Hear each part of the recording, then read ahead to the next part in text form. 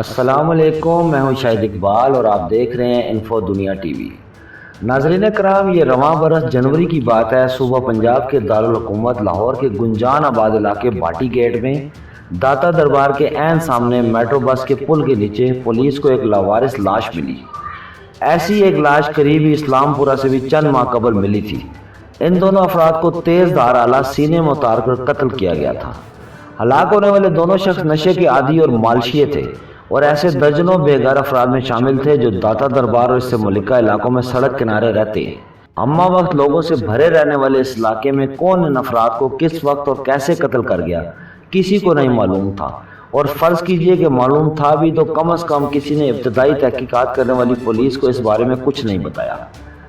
قریبی کے علاقے شاد باغ اور پھر راوی روڈ سے بھی ایک برس پہلے دو لاشیں ملی تھیں۔ ان دونوں واقعات میں بھی طریقہ واردات ایک جیسا تھا۔ ان کو گردن کی ہڈی توڑ کر قتل کیا گیا تھا۔ راہ چلتے افراد کو گردن توڑ کر قتل کرنا عمومی مجرموں کا طریقہ کار نہیں ہوتا ہے۔ نشے کے عادی افراد عموماً بھیک مانگتے نظر آتے ہیں۔ مالشیے بھی مالش سے اتنے زیادہ پیسے نہیں کما پاتے۔ ایسے افراد چھوٹے موٹے جرائم میں ملوث بھی پائے جاتے ہیں۔ تو کیا ان کے پاس اتنا پیسہ تھا کہ اس کے لیے انہیں قتل کیا گیا؟ اگر نہیں تو قاتل ایسے افراد کے پیچھے کیوں تھا؟ ایک عرصہ تحقیقات کے بعد بھی مقامی پولیس اس بات کا جواب اور مجرم کا سراغ نہ پا سکی تو بھاٹی گیٹ اور اسلام پورہ کے واقعات کی تحقیقات کرمنل انویسٹیگیشن ایجنسی یعنی CIA صدر کے حوالے کی گئی۔ پولیس نے آغاز بھاٹی گیٹ پر قتل ہونے والے شخص سے کیا۔ ابتدائی تحقیقات میں پتہ چلا کہ ہلاک ہونے والے کی برادری کے لوگ انہیں بھولا مالشیا کے نام سے جانتے تھے۔ انہوں نے پولیس کے پوچھنے پر بتایا کہ کافی عرصے سے وہ داتا دربار ہی کے آس پاس رہتا تھا۔ کسی کو نہیں معلوم وہ کہاں سے آیا تھا اور کون تھا۔ اسلام پورہ کے علاقے میں گزشتہ برس ستمبر میں قتل ہونے والے شخص کی شناخت بند روڈ کے رہائشی 21 سالہ محمد فہیم کے نام سے ہوئی۔ گھر والوں نے پولیس کو بتایا تھا کہ وہ نشے کا عادی تھا اور اکثر کئی دن کے لیے گھر سے غائب ہو جاتا تھا۔ ایسے بے گھر لوگوں کو کون مار سکتا تھا؟ یہ پولیس کے لیے ایک مہمہ تھا اور ایک اشارہ بھی۔ جن لوگوں میں ان کا اتنا اٹھنا بیٹھنا تھا، ان کی موت کا راز بھی انہی کے پاس موجود ہو سکتا تھا۔ CIA پولیس تحقیقات کے بعد ایک ایسے شخص تک پہنچ گئی جو ان چاروں قتلوں میں ملوث ہونے کے ساتھ ساتھ راولپنڈی میں بھی ایک شخص کو گردن توڑ کر قتل کر چکا تھا۔ اندھے قتل کے ایسے واقعات جن میں موقع کے گواہ نہ ہو اور شواہد بہت کم ہو، ان میں پولیس کے پاس عموماً تحقیقات کے دو آزمودہ طریقے ہوتے ہیں۔ ایک روایتی مخبروں کا نظام اور دوسرا جدید طریقہ جس میں موبائل فون سے مدد لی جاتی ہے، اور قاتل تک پہنچنے کے لیے پولیس نے ان دونوں طریقہ کار کا استعمال کیا۔ قاتل مرنے والے سے پیسے، قیمتی اشیاء اور چند واقعات میں موبائل فون وغیرہ بھی ساتھ لے کر جاتا یا جاتے تھے۔ CIA صدر کے تحقیقاتی افسر انسپکٹر محمد یعقوب نے BBC سے بات کرتے ہوئے بتایا کہ ابتدائی طور پر قاتل کی موجودگی کا پتہ چلانے کے لیے جیو فینسنگ کا طریقہ استعمال کیا گیا۔ اس طریقہ کار میں پولیس موبائل فون کمپنیوں یا کسی موبائل فون کی لوکیشن معلوم کرنے والے آلات کی مدد سے معلوم کرنے کی کوشش کرتے ہیں کہ وہ کس وقت کس علاقے میں موجود تھا۔ مختلف اوقات پر مختلف جگہ پر موجودگی کا ایک نقشہ بنا لیا جاتا ہے اور پھر اسی شخص تک پہنچا جا سکتا ہے۔ اہم انسپکٹر محمد یعقوب کے مطابق اس طریقہ کار سے بھولے مالشی کے قتل میں پولیس کو کوئی خاطر خواہ فائدہ نہیں ہوا تھا۔ ملزم کے بارے میں یہ معلوم تھا کہ وہ اسی طبقے کے افراد میں ہو سکتا ہے جو قتل ہوئے تھے، یعنی نشے کے عادی اور مالشی۔ ہم نے علاقے میں موجود اپنے مخبروں سے مدد لی جو ان کے افراد کے پاس اٹھتے بیٹھتے رہے اور معلومات جمع کرتے رہے۔ اس کے بعد شک کی بنیاد پر مختلف افراد سے پوچھ گچھ کی گئی۔ 30 سالہ اعجاز اور ججی بھی ان میں شامل تھا۔ اعجاز اور ججی نے پولیس کو بتایا کہ 3 قتل اس نے اپنے ہاتھ سے کیے تھے اور 2 کی منصوبہ بندی میں وہ شامل تھا جو اس کے ساتھیوں نے کیے تھے۔ اعجاز نے پولیس کو بتایا کہ وہ مالش کے بہانے شکار کو قریب واقع پارک میں لے جاتا تھا اور چھری کا وار کر کے یا اس کی گردن کا منکا توڑ کر اسے ہلاک کر دیتا تھا۔ اس کے بعد وہ ان کا موبائل فون اور نقدی وغیرہ لے کر موقع سے فرار ہو جاتا تھا۔ انسپکٹر محمد یعقوب کے مطابق ملزم نے انہیں بتایا کہ میں مالش کے دوران اپنے شکار کو کہتا تھا کہ اپنی گردن کو ڈھیلا چھوڑے اور پھر ایک گھٹنا گردن کے پیچھے رکھ کر دونوں ہاتھوں سے منکا توڑ دیتا تھا۔ پھر یہ دیکھے بغیر کہ اس شخص کا دم نکل چکا ہے یا نہیں، وہ اس کا قیمتی سامان اور پیسے لے کر جائے وقوع سے فرار ہو جاتا تھا۔ بھولے مالشیوں کو اس نے تام چھری کے وار سے قتل کیا کیونکہ وہ بھی اس کی طرح مالشیا تھا اور گردن توڑنے کا طریقہ جانتا تھا۔ اعجاز نے پولیس کو بتایا کہ میں اسے پارک میں لے کر گیا اور اس پر چھری کا وار سینے میں دل کے پاس کیا، دوسرا پیٹ میں کیا۔ ججی فرار ہو گیا لیکن بھولا مرا نہیں۔ وہ زخمی حالت میں وہاں سے رینگتا ہوا داتا دربار کے سامنے میٹرو بس کے پل کے نیچے تک پہنچ گیا۔ انسپکٹر محمد یعقوب کے مطابق کسی نے اس کی طرف توجہ نہیں دی اور وہ وہیں مر گیا۔ کافی وقت گزرنے کے بعد اس کی لاش کی نشاندہی پولیس کو کی گئی۔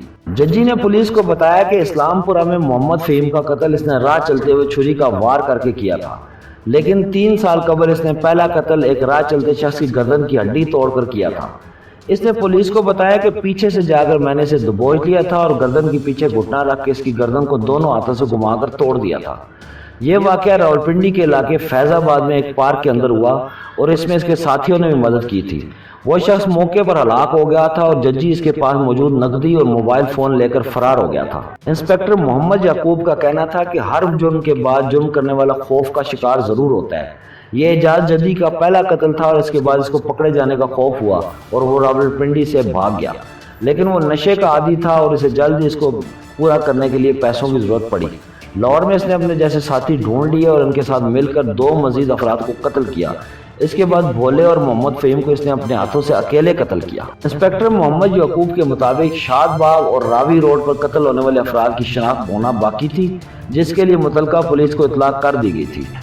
تفتیشی پولیس افسر کے مطابق ملزم نے قتل کرنے کے اس طریقے کی کوئی تربیت وغیرہ نہیں لے رکھی تھی، بس یہ کام مالش کرنے والوں کو معلوم ہوتا ہے کہ انسان کے جسم کے کن حصوں پر دبائے ڈالا جائے تو انسان بے ہوش ہو سکتا ہے، یا اسے مارنا ہو تو اس کی گردن کیسے توڑی جا سکتی ہے۔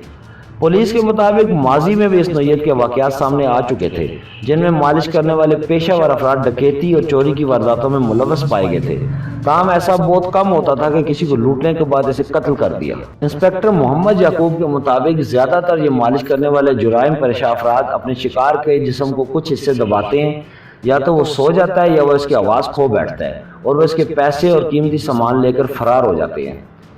اعجاز اور ججی کو جب پولیس نے حال ہی میں ذرائع ابلاغ کے نمائندوں کے سامنے پیش کیا تو دیکھا جا سکتا تھا کہ وہ انتہائی دبلی پتلی قامت کا نشے کے عادی افراد سے مشابہ کمزور سا شخص نظر آ رہا تھا۔ اس کی عمر 30 کے لگ بھگ تھی اور وہ اپنی عمر سے بڑا لگتا تھا۔ اس نے پولیس کو بتایا اس نے چھوٹی عمر سے ہی جرائم کی دنیا میں قدم رکھ دیا تھا۔ اس کا آغاز اس وقت ہوا جب اس نے نشہ کرنے والے کے ساتھ اٹھنا بیٹھنا شروع کیا۔ اس نے پولیس کو بتایا کہ ہمارے گھر کے پاس ایک دربار تھا جس کے باہر بہت سے نشہ کرنے والے لوگ بیٹھتے تھے، ان کے پاس بیٹھنے سے مجھے نشے کی لت لگی۔ دوران تفتیش ججی نے پولیس کو بتایا کہ پہلی بار چوری میں نے نشے کے لیے اپنے گھر ہی میں کی تھی۔ پکڑے جانے پر گھر والوں نے مار پیٹ کر اسے گھر سے نکال دیا۔ اس کے بعد ججی کبھی گھر نہیں گیا۔ انسپکٹر محمد یعقوب کو ملزم نے بتایا کہ اسے یہ بھی نہیں معلوم تھا کہ اس کے گھر والے اب دکھتے کیسے ہیں اور کہاں رہتے ہیں، اسے بس اتنا یاد تھا کہ وہ لاہور کے مضافاتی علاقے اٹاری میں رہتا تھا۔ گھر سے نکال جانے کے بعد اعجاز اور ججی نے چھوٹی موٹی چوری چکاری شروع کر دی۔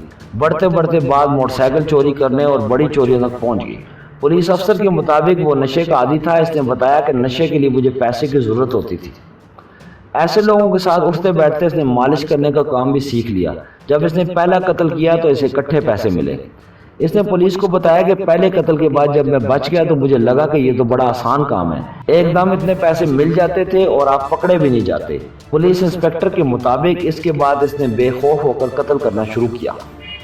ججی نے پولیس کو بتایا کہ باٹی گیٹ کے علاقے اس کے ہاتھوں قتل ہونے والے بھولے مالشی کے بارے میں اسے معلوم ہوا تھا کہ اس نے اس روز اچھی کمائی کی تھی اور اس کے پاس 1500 سے 1600 روپے ہو سکتے ہیں، لیکن وہ جب اس پر چھریوں کے وار کر کے اس کی جیب سے پیسے نکال کر فرار ہوا تو اسے معلوم ہوا کہ بھولے مالشی کے پاس صرف 400 روپے تھے۔ اسی طرح اسلام پورہ میں راہ چلتے نشے کے عادی جس شخص کے محمد فہیم نے اس نے قتل کیا، اس کے ساتھ اس کے نشے پر لڑائی ہوئی تھی اور اس کی جیب سے وہ 1500 روپے اور موبائل فون لے کر بھاگا تھا۔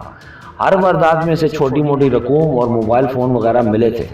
تاہم پولیس کے مطابق اس نے زیادہ تر وارداتوں میں جن لوگوں کو نشانہ بنایا وہ اسی کے حلقے کے لوگ تھے اور اسے یہ بھی ڈر تھا کہ انہیں زندہ چھوڑ دینے سے وہ پکڑا جا سکتا تھا، لیکن نشے کی عادت نے اس نے سوچنے سمجھنے کی صلاحیت متاثر کر رکھی تھی، وہ نشہ حاصل کرنے کے لیے کچھ بھی کر سکتا تھا۔ انسپکٹر محمد یعقوب کے مطابق ملزم نشے کے ٹیکے لگاتا تھا جو کہ ایسے افراد کے لیے آخری مرحلہ گنا جاتا ہے جن کی کچھ عرصے بعد وہ مر جاتے ہیں۔ ججی کو جوڈیشنل ریمانڈ پر جیل بھیج دیا گیا ہے۔ تاہم جنوری میں بھاٹی گیٹ کے علاقے میں اس کے ہاتھوں قتل ہونے والے بھولے مالشی کی تاحال شناخت نہیں ہو پائی۔